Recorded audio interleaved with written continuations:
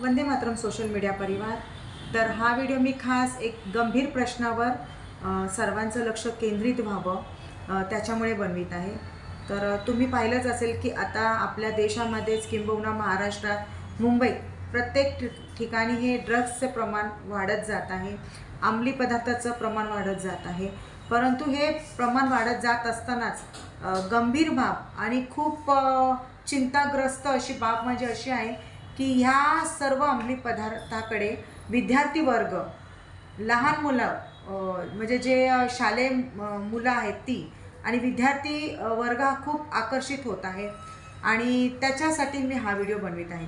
तुम्ही पाहिलं असेल की आता एक एनर्जी ड्रिंक आहे, स्ट्रिंग असं काही म्हणून एनर्जी ड्रिंक बाजारामध्ये खूप सहज उपलब्ध होतं आणि हे जे ड्रिंक आहे प्रत्येक शाळेच्या बाहेर तुम्ही जर पाहिलं तर फार सहजरित्या मिळून जातं आणि ह्या एनर्जी ड्रिंकची जी किंमत आहे आय थिंक 20-1 रुपयापर्यंत आहे, म्हणजे ते स्वस्तही आहेत आणि त्याच्यामुळे हे ड्रिंक पिण्याचं एक म्हणजे सवय, एक व्यसन हे शाळकरी मुलांना आता लागत आहे।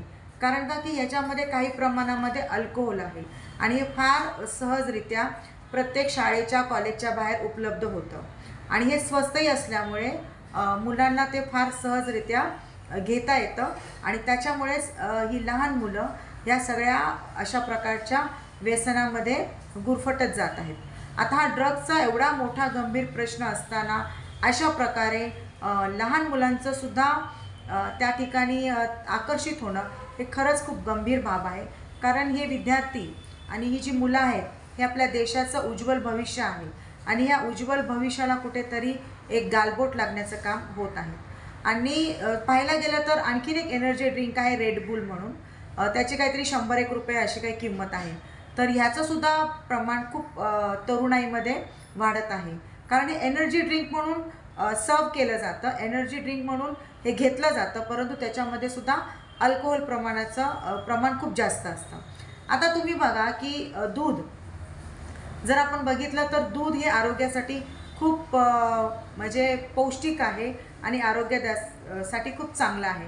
परंतु या दुधामध्ये सुद्धा जर महाराष्ट्रामधून जो सर्वे झाला आहे त्यानुसार 25% भेसळ म्हणजे पाणी भेसळ केली जाते आणि त्या दुधामध्ये सुद्धा भेसळीचं सुद्धा प्रमाण आता वाढत आहे आणि जो सर्वे झाला महाराष्ट्रामध्ये त्याच्यामधून तर अशा प्रकारे 25% भेसळ ही दुधामध्येच केली जाते।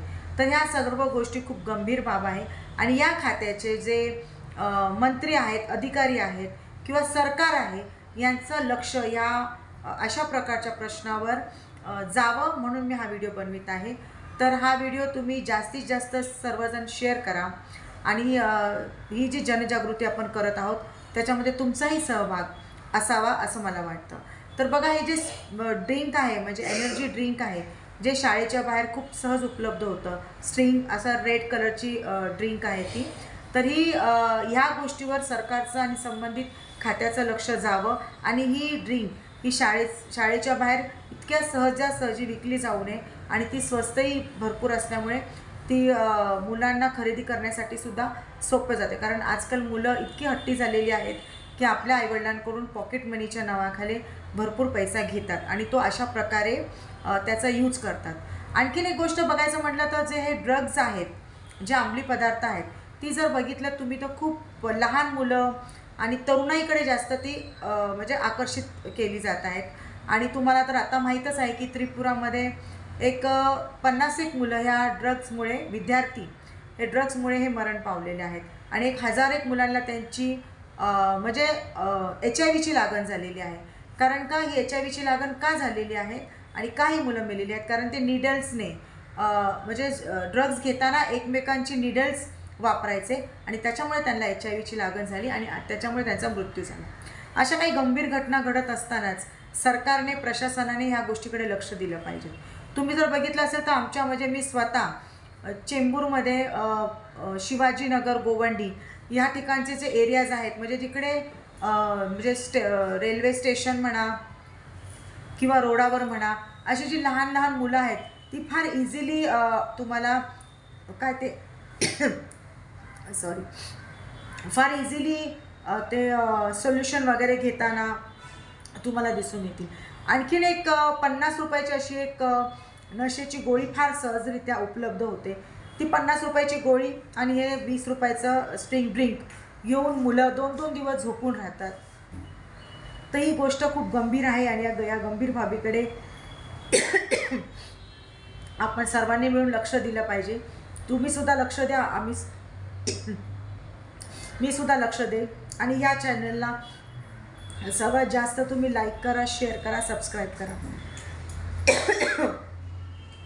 कारण ह्या चॅनलच्या माध्यमातून येणारा जो पैसा आहे तो आपण पूर्णतः निराधारांच्या वृद्धाश्रमसाठी त्याचा उपयोग करणार आहोत. म्हणून या चांगल्या कामामध्ये तुमच्या सर्वांचा आशीर्वाद, प्रेम आणि सहकार्याची अपेक्षा करते आणि थांबते. जय भारत.